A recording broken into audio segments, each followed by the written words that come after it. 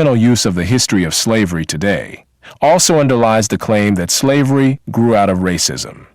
For most of its long history, which includes most of the history of the human race, slavery was largely not the enslavement of racially different people, for the simple reason that only in recent centuries has either the technology or the wealth existed to go to another continent to get slaves and transport them en masse across an ocean. People were enslaved because they were vulnerable, not because of how they looked.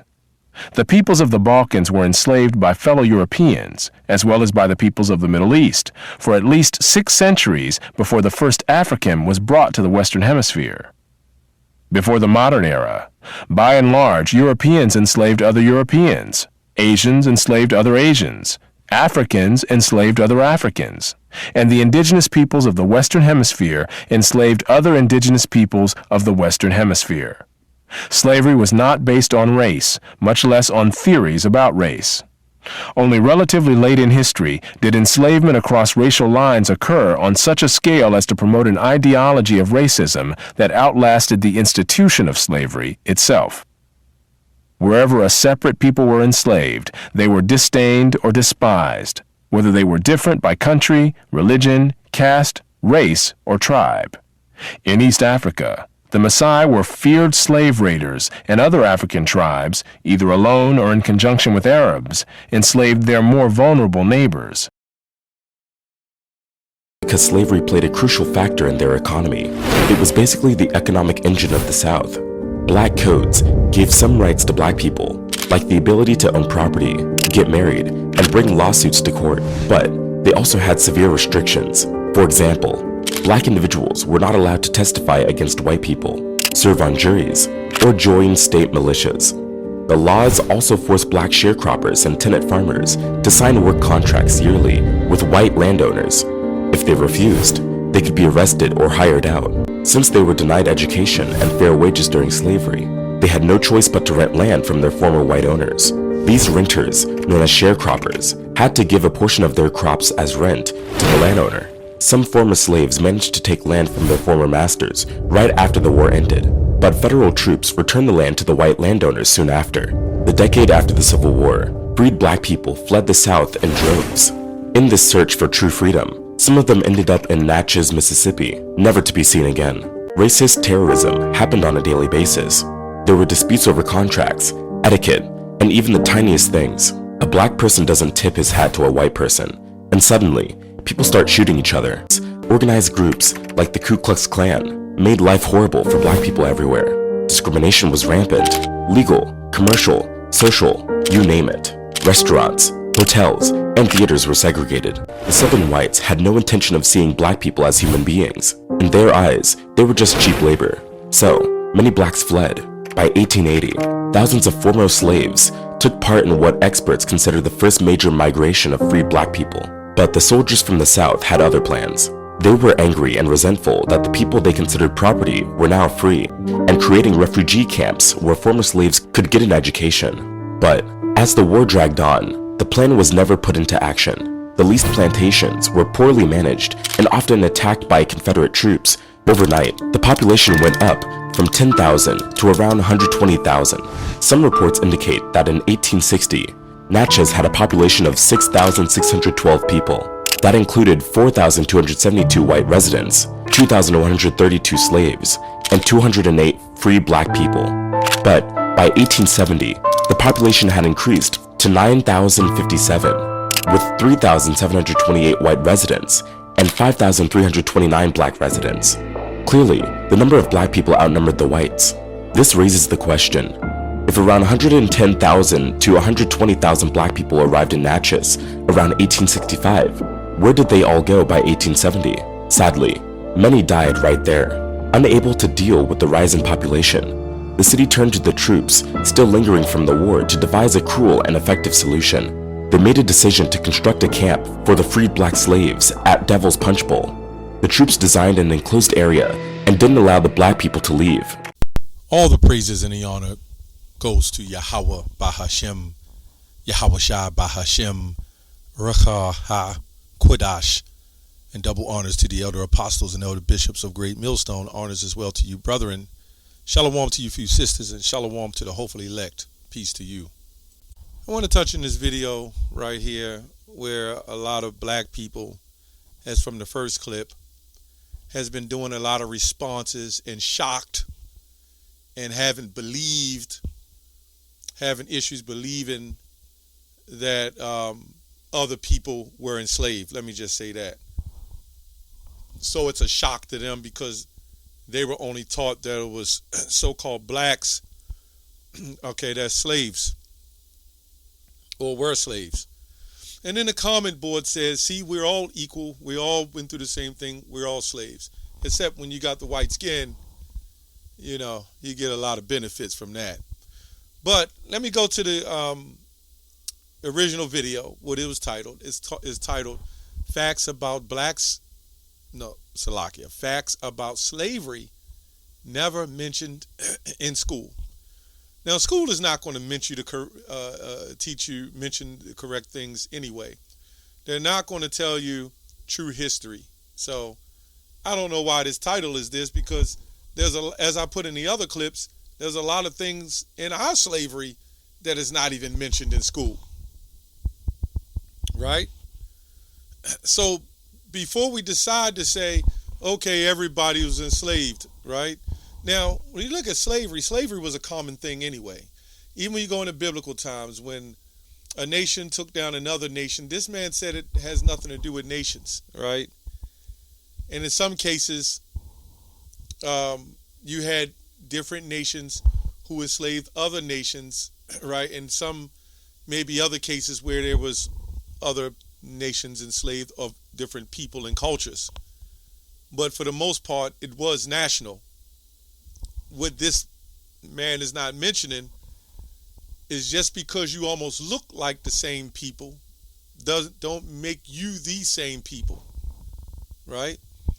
There's a tribes of Africa who enslaved other tribes of Africans, right? There was tribes of the nations who kind of enslaved other tribes of the nations.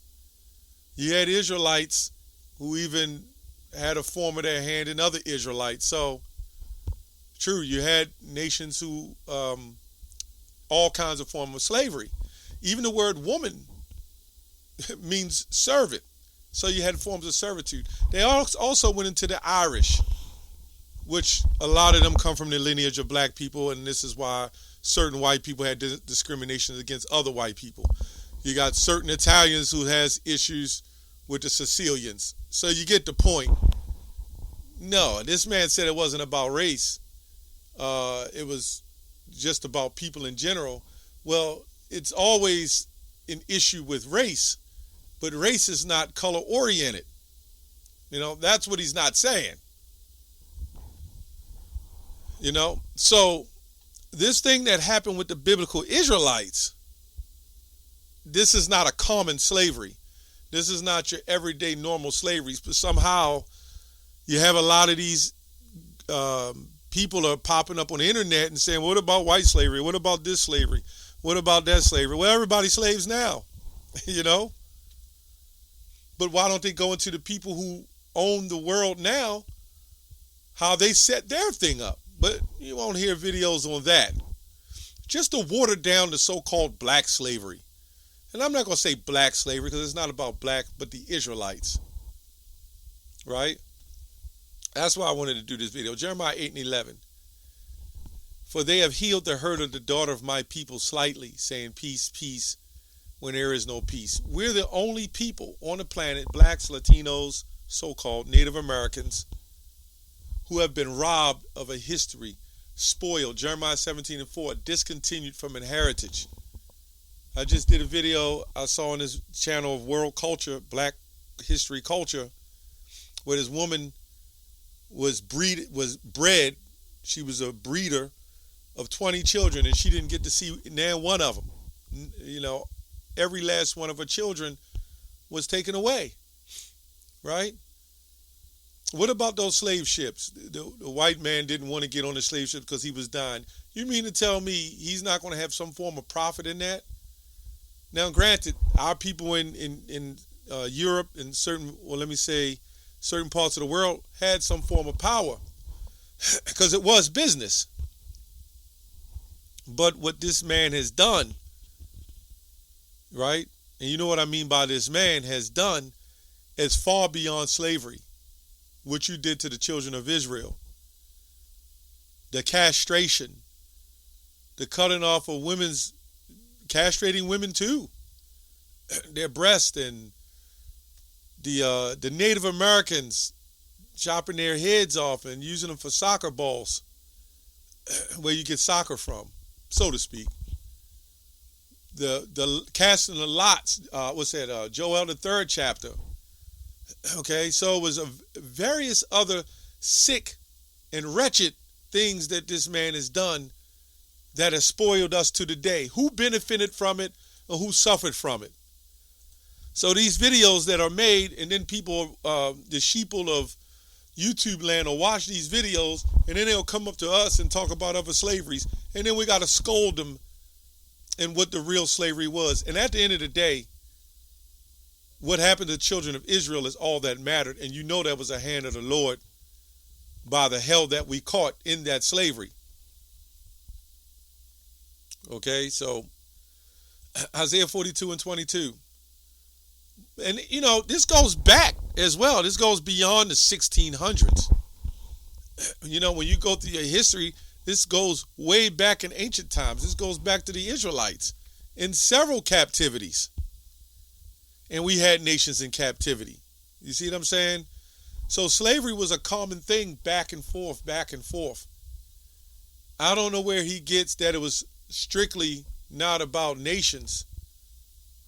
Because we see in the book of Numbers when the Lord told Moses to the Midianites to go take their women and keep them for themselves, the ones that hadn't laid with men. But he'll look at it because the history teaches, or what they teach, is Moses was white, right? The Israelites was white. The Romans was white, right? The Egyptians is half white and black, which Ptolemy did go into Egypt. That all the great history was just white people.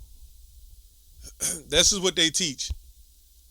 And those Arabs, a lot of them were dark like Negroes, so-called black. Just a different nation who sold another nation into slavery. In fact, you had the sub-Saharan slave trade. And then also you have to understand when slavery took place, you had our people who would side with the slave traders. That's how slavery works. When you go through all the wars the United States of America been in, all the way up to the war of Afghanistan, all these wars have been going on since America was founded. Why did they hide that in school when we was in school? And you know who joined the war with them? The U.S., the Native Americans. We seen this in the Civil War. You had so-called black people fighting with them. You know? So you see an oppressive society today, if you go into the future, and where I'm at, the Mayor Brandon Scott, they would look at him as some slave trade or holder. But the bottom line, there's a nation of people, you know, which we cannot forget, that done all this wickedness to the children of Israel, man. Right? Isaiah 42:22. But this is a people robbed and plundered. The original translation says spoiled. All of them are snared into holes, and they are hidden in prison houses. They are for a prey, and no one delivers. Right? For the plunder, and no one says restore. When you look at every other nation that so-called had their form of slavery, were they restored? As a people, as a nation, did they get restored? Did all the Asians get restored? Right? Did a lot of those African tribes get restored? Right? Did certain whites, or let's say Irish, right, and certain other people, did they all get restored? Who's the only nation of people that hasn't been restored? And look at the news. Look at the ghettos, right? Look at the crime. Look at the families. Look at the drug addiction, which happens in all nationalities, but they're making a big deal now because It's happening in other nations now. But we have been spoiled, man. We're the only people that our women call themselves gods and make an excuse to create heinous acts and do abominable things, and excuses are made for it. You tell me that's not spoiled. You tell me that doing these rap videos, holding guns up at AR-15s or whatever, and shooting off and letting off rounds in music, you gonna say that's not spoiled? Show me another nation doing that. We can go on. I can sit here in the next hour and go to the wickedness that's been done to our people and the outcome of this wickedness that's being shown. Right? We can go on and on about this, man.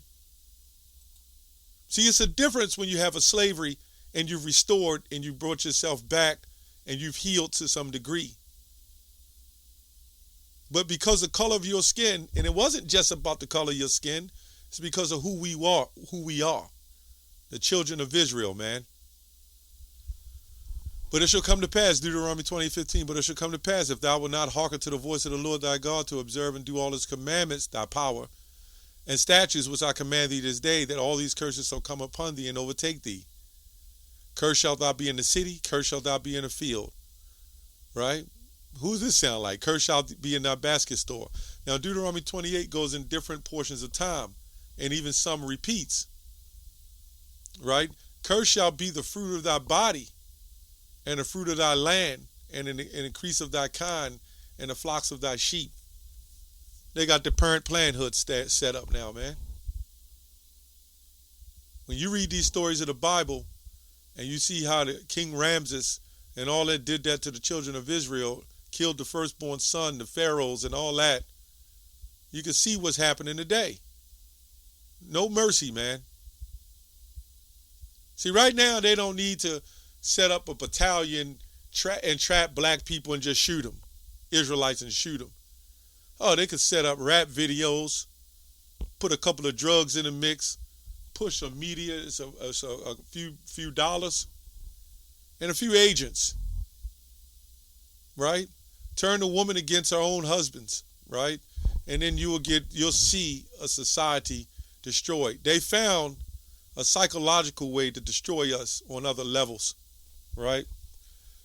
Let's go to Deuteronomy 28 and verse 48. I'm just going to get to the point. I mean, everybody knows in the know, get to the point.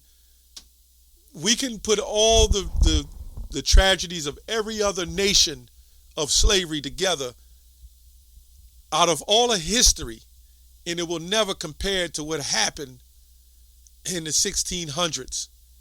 And even they started even before then, believe it or not. Nothing can compare to that, because the outcome of everything is what you see today. Jake with his pants down, hanging off his behind, blunt in his mouth. The elderly wearing provocative things, and everything is just way out of control, man. See, they don't need to shoot you anymore. They shooting you other ways now. We know what happened in the last couple of years. And Jake dropping, man. Verse 48, right? Therefore shalt thou serve thine enemies, which the Lord shall send against thee, a hunger and thirst and a nakedness, and one of all things. And he shall put a yoke of iron upon thy neck until he have destroyed thee. We understand what that is. That's self-explanatory. Again, there is no way you can compare any of these so-called servitudes, let me say that, or forms of slavery to this torture, this chattel slavery that we endured, man, and still have the repercussions of this, enduring the repercussions of that slavery to this day. If there's any of people that's spoiled and broken, it's the Israelites. And people are in so much denial that they will claim that they're gods and they're queens and they're the greatest people on the planet, right? And they're not in slavery anymore. But it's not your face on the money, right? At the end of the day, All those white people, them Asians, as you see U.S. and China, they got it all hooked up, right? Russia, the Middle East, right? They got it all hooked up, man. What about us, man? That's who you know the children of Israel, who they are. And the Lord shall bring thee into Egypt again with ships, by the way whereof I spake unto thee. Thou shalt see it no more again. Now when you go to Exodus 20, the word Egypt goes back to bondage or bitter, right? There thou shalt see it no more again, and there thou shalt be sold unto thy enemies. And it says bondmen and bondwomen, but male men, male bondmen, and female bondwomen, and no man shall buy you. The original translation says redeem you. But of course, in certain translations, it said you shall offer yourselves up because of mistranslations in the Hebrew writing. But when you go to the original text, and even in the older Bibles, it says redeem you. Buy never meant like what you mean today. Or an example, it does, which basically means beside you, right? Meaning no man shall save you or redeem you or bring you back. As I said earlier, like every other nation has been brought back and redeemed, right? You had the UN and NATO and everything else is set up for all nations, not us. They put Barack Obama in office, who's not even our people. You get the point. They can do all these videos, and all the simpletons can get on the comment boards and say, see, I never knew that. Well, guess what? They never taught you real black history either. Or they would have told you we were Israelites. They would have also told you all the other horrific things that they hid and lied about. Then we would see, well, this is why we're in these schools sitting together in a form of chattel slavery. This is why the bells are ringing and we got to get up and go to each class. This is why we go get these experimental lunches that is given to us in these schools. But in the more wealthier schools, they're eating well. You get the point. That's all I have on that. Shalom.